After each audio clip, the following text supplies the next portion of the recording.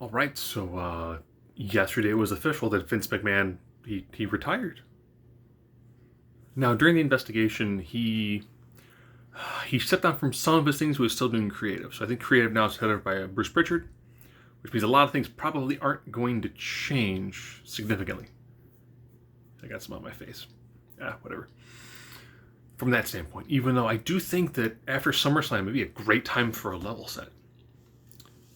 Would we see them go like, well, to make sure we don't lose, market, to make sure you don't get, a drop in ratings all of a sudden? Would you do a draft afterwards? Reshuffle the deck? I don't know. So Steph has taken over a lot of some of those responsibilities, as is the other Khan. It's interesting that we went from Steph taking time away to being brought back to now co-running the company? Okay, you need to see what direction she takes it. And John Laurinaitis is no longer head of talent relations. Now Triple H. Ooh. Could the era of athletic tens be coming to an end, and we will see people who actually want to wrestle? And it's not, do you want to be a wrestler? Could I be a wrestler and then parlay that into an acting job? I don't mind if you're a wrestler who becomes an actor later. It's using wrestling to become actors. It's like, no. If you want to be a wrestler, be a wrestler. And, with the way things are currently in the WWE, it's like, well, tag belts are held by one team. The main titles are held by one team. You've got Lashley and Gunther currently as your mid-carders. Women's tag is... NXT women's tag is vacant. It's like you're heading into Clash of the Castle, where you probably already have your main event taken care of, where it'll probably be in Drew McIntyre versus Roman Reigns, and that's something you can easily work towards. Your tag titles, the main feud for that technically should be ending at SummerSlam. It's like, ooh, be a unique level set opportunity, and you need something unique for Clash of the Castle. Could be a great time to go back to the old way of the women's tag belts, where they win across all three shows. And you could pretty easily do, short tournaments on Raw, SmackDown, NXT, NXT UK, and then do like a fatal four-way elimination match where, the winners of all of those end up, challenging for the titles, and the titles be defended across all four brands. Just throwing that out there.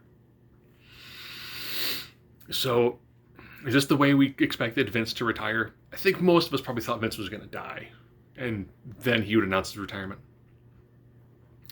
But the scandals, this is numerous women who have come forth and have said, here's what has happened, and have a high amount of reliable sources. And a few of them have done the whole, I was done as this, here's how my pay increased, then I was released. It's like, ooh. I know there are lots of wrestlers who are like, I would never work for the E if it's still under Vince. It's like, now it's under Steph. Would you want to come back now? Could we see some different things? With Bruce still heading up creative, certain things might not change as much, but I know Bruce and Vince saw eye to eye like 85% of the time, so we might see some tweaks here and there, which could actually still be worth it. And with Triple H taking over for talent relations, that means the people that you're going to have being brought up are going to be different, which is going to require a shift in how they actually want to present them going forward. So, Vince, from a professional level, this is just what he did for the company, not the things he did. I can't say during his off time, because he worked almost 24/7. So some of the things that he did, allegedly, don't get booed off YouTube, would have been done technically on company time. So it's like, he did all this tremendous work. And he also comes off too like he was probably kind of a scummy human in the grand totality of things. So if you're a wrestling fan, you probably have some way of going, Vince did the following things that got me into wrestling. Vince brought it mainstream. There's a lot of things that he did that'll have a very positive impact. Now, this being how it ends, most of us saw him probably dying and then retiring. So, now Vince will get to figure out what it's like to try to do a day-to-day life without it being 20 hours of wrestling. So, do I feel bad for Vince? No. I mean, this is what he did to himself. Allegedly. Or this is what he forced someone to do to him. However the proper semantics of that is. So as you're wondering, yes, I am actually wearing a Crockett Cup 2022 shirt. Yes. So, maybe now we'll start seeing other company promotions. Maybe people can smooth things over with Bruce, and maybe Nick Aldis and Mickie James do a short stint. Maybe they do a mixed match challenge and they bring in wrestlers from some other companies that are not dealing with AEW directly. I mean, there's a lot of things that wouldn't happen because Vince is at the helm, and now he's not. And now you've got people who seem to be a little bit more amenable to going, well, let's reach across the aisle, let's do some different things.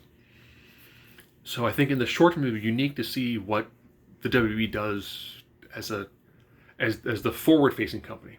The stuff going on behind the scenes, I mean, we know probably 5-10% of that. So we know the people they put into positions. Unique to see how their visions line up, and what sort of impact this has on ratings and stockholders. There's a lot of things that all of a sudden now have incredibly opened up in the world of professional wrestling, especially in the WWE.